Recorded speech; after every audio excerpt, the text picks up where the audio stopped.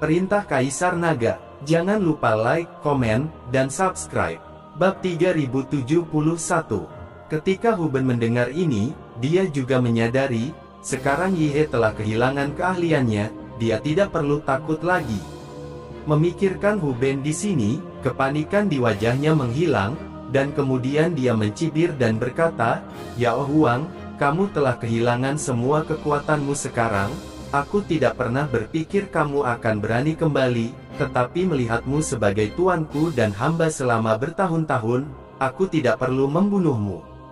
Tapi kamu harus menemukan Putri Isa dan membiarkannya menikah denganku, maka kamu akan menjadi ayah mertuaku, dan kamu dapat terus menikmati kebahagiaan dalam setan ini, kota kekaisaran." Melihat Hu Ben seperti itu, Yi He mau tidak mau menunjukkan cibiran. "Kamu ingin menikah dengan Isa?" Mata Yi He penuh dengan penghinaan, dan dia hanya melambaikan tangannya. Aura menakutkan meletus tiba-tiba, dan Jenderal Kota Raja Mingli yang menyuruh Hu Ben untuk tidak takut barusan tidak punya waktu untuk bereaksi, dan seluruh tubuhnya meledak seketika. Untuk sesaat, aula dipenuhi kabut darah, dan Jenderal Kota Raja Mingli segera menghilang. Melihat pemandangan ini, Chong Hu Ben tercengang.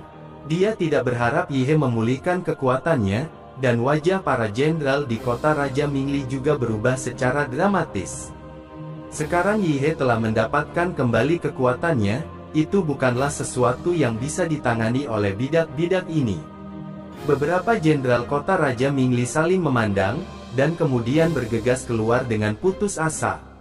Mereka hanya ingin melarikan diri. Selama mereka bisa melarikan diri kembali ke kota Raja Mingli, mereka akan dianggap menyelamatkan hidup mereka.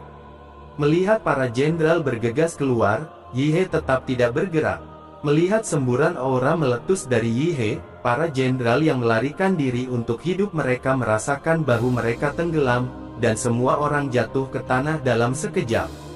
Masing-masing tampaknya dihancurkan oleh gunung, dan mereka tidak bisa bangun tidak peduli seberapa keras mereka mendaki. Bang bang bang, hanya mendengar semburan ledakan, tubuh para jenderal kota Raja Mingli itu semuanya hancur oleh nafas ini, dan mereka semua berubah menjadi kabut darah. Yi He tidak perlu melawan mereka sama sekali, lagi pula, perbedaan kekuatannya terlalu besar.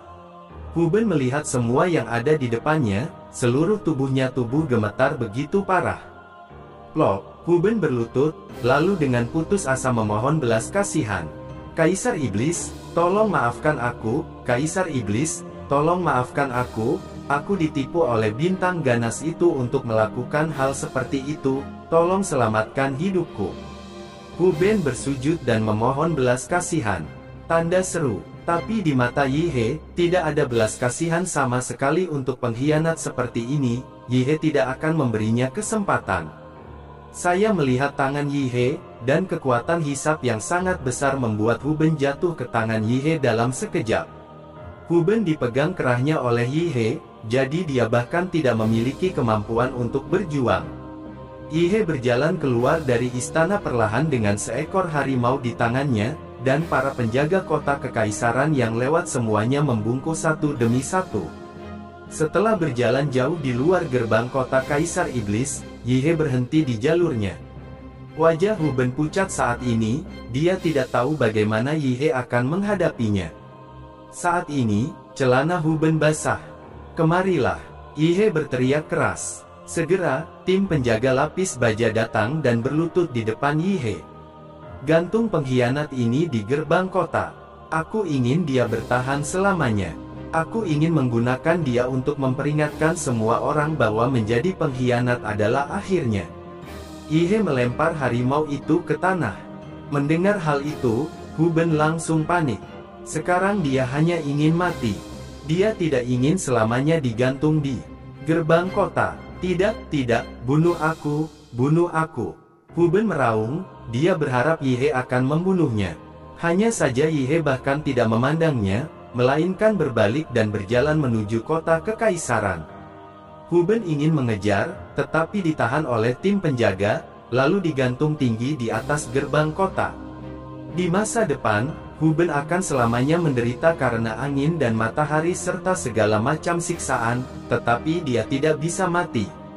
Saat ini, Huben mungkin memiliki penyesalan di dalam hatinya, tetapi sudah terlambat. Bab 3072. Dev di sisi lain, mengikuti Ji-Yun di pesawat, bergegas ke Mohai.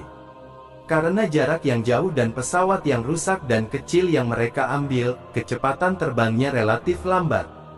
Duduk di pesawat, Dev memanfaatkan waktu luang yang langka ini untuk memilah berbagai aura aslinya. Selama perjalanan ke ujung utara ini, saya memiliki ruang asli, dan juga merasakan beberapa jenis nafas asli. Ini adalah keuntungan terbesar. Ada juga cambuk ajaib, senjata ajaib kuno semacam ini juga bisa membuat Dev lebih berguna saat menghadapi iblis. Dev duduk bersila, menutup matanya, dan kesadarannya memasuki ruang aslinya. Melihat galaksi yang cerah dan bintang abu-abu yang tak terhitung jumlahnya, Dev merasakan kulit kepalanya kesemutan. Ruang asli saya sendiri sangat besar, dengan begitu banyak bintang gelap, berapa banyak jenis nafas asli yang perlu saya pahami untuk menerangi seluruh galaksi. Tuan Dev. Tepat setelah kesadaran Dev memasuki ruang aslinya, Zeyan tiba-tiba berbicara. Ada apa? Dev menatap Zeyan dan bertanya. Tuan Dev, napas asli Anda sangat besar, saya ingin tahu apakah saya dapat menggunakan sumber api Tuan Dev untuk berkultivasi. Tapi saya bersumpah, saya sama sekali tidak punya niat lain, dan saya tidak akan pernah mengkhianati Tuan Dev. Selama periode waktu ini, saya tahu bahwa Tuan Dev bukanlah orang biasa, tetapi naga dan burung phoenix di antara orang-orang, jadi merupakan kehormatan bagi saya untuk melayani Tuan Dev. Kata Zeyan dengan sangat tulus. Meskipun Zeyan sekarang hanya memiliki jejak jiwanya yang hidup di lautan kesadaran Dev, Dev dapat melepaskannya kapan saja jika dia mau. Zeyan hanya perlu menemukan tubuh fisik, atau ramuan untuk kelahiran kembali tubuh fisik, dia dapat pulih sepenuhnya. Oleh karena itu, Zeyan tidak ingin menyia-nyiakan waktu pelatihan, terutama karena nafas api asal Dev dapat membantu Zeyan dengan cepat meningkatkan kekuatannya. Lagi pula, Zeyan juga dari sekolah iblis api, dan dia berlatih api latihan mengetik. Tentu ya, selama Anda mengikuti saya dengan patuh, saya akan menemukan kesempatan untuk memulihkan tubuh Anda. Dev langsung setuju. Terima kasih, Tuan Dev, saya akan melewati api dan air untuk Tuan Dev, dan saya akan melakukan yang terbaik. Kata Zeyan bersemangat. Saya tidak tahu berapa lama sebelum Dev dipanggil keluar dari lautan kesadaran oleh Ji-Yun. Ketika Dev membuka matanya, dia menemukan bahwa dalam jarak 100 mil di depannya, ada sepotong kegelapan. Apa? Dev sangat terkejut. Tuan Dev, lautan tinta telah tiba, dan potongan hitam ini adalah lautan tinta, kata Ji-Yun. Lautan luas, tetapi air laut berwarna hitam, dan terus bergerak ke kejauhan. Segera, pesawat perlahan turun dan mendarat di tempat yang mirip dengan kota kecil. Meskipun ada banyak rumah di sini, semuanya relatif bobrok. Di alun-alun di tengah kota, beberapa kapal udara besar berhenti di sana. Ini adalah kapal udara Fei Tianzong. Karena ada zona larangan terbang di atas lautan tinta, kapal udara ini tidak dapat terbang langsung di atas lautan tinta, mereka hanya dapat berhenti di sini. Ketika Dev dan pesawatnya berhenti, akan ada Fei Tianzong segera. Murid yang tertinggal berlari. Tuan muda tertua, ... Murid Fei Tianzong yang tertinggal berteriak dengan hormat. Apakah ada berita tentang ayahku? Ji-Yun bertanya dengan cemberut. Murid dari sekte Fei Tian menggelengkan kepalanya, masih belum ada berita dari raja. Aku mendengar desas-desus bahwa kapal roh yang ditunggangi raja dan yang lainnya tenggelam di lautan tinta. Tubuh Ji-Yun gemetar ketika mendengar ini, dan dia mencoba yang terbaik untuk menekan kesedihan di hatinya. Dia tahu bahwa dia tidak bisa jatuh sekarang, karena sekte Fei Tian bergantung padanya. Ceritakan secara detail, apa yang terjadi. Mungkinkah orang yang menembus gerbang awan bisa melewati lautan tinta dengan santai? Ji-Yun tidak mengerti. Kapal roh. Ayahnya tenggelam, begitu juga yang satu siapa yang menembus gerbang awan baik-baik saja. Bab 3073. Tuan Muda, Sekte Penusuk Awan mendapatkan kumpulan kura-kura roh dari suatu tempat. Penyu roh ini dapat bepergian dengan bebas di lautan tinta tanpa takut akan angin dan ombak di lautan tinta. Pesawat kami merebut banyak pesawat kami. Murid Sekte Terbang menjelaskan. Penyu spiritual. Ji Yun terdiam. Ji Yun, mari kita cari tahu situasinya dulu, lalu pergi ke laut untuk mencari tahu, mungkin ayahmu dan yang lainnya baik-baik saja. Kata Dev saat ini. Dia tahu bahwa Ji Yun sedang linglung saat ini, dan tidak tahu harus berbuat apa. Oke, ayo pergi ke laut untuk melihat situasinya. Ji Yun mengangguk, lalu menatap murid Sekte Fei Tian dan berkata, pergi dan segera beli beberapa tiket, aku ingin pergi ke laut.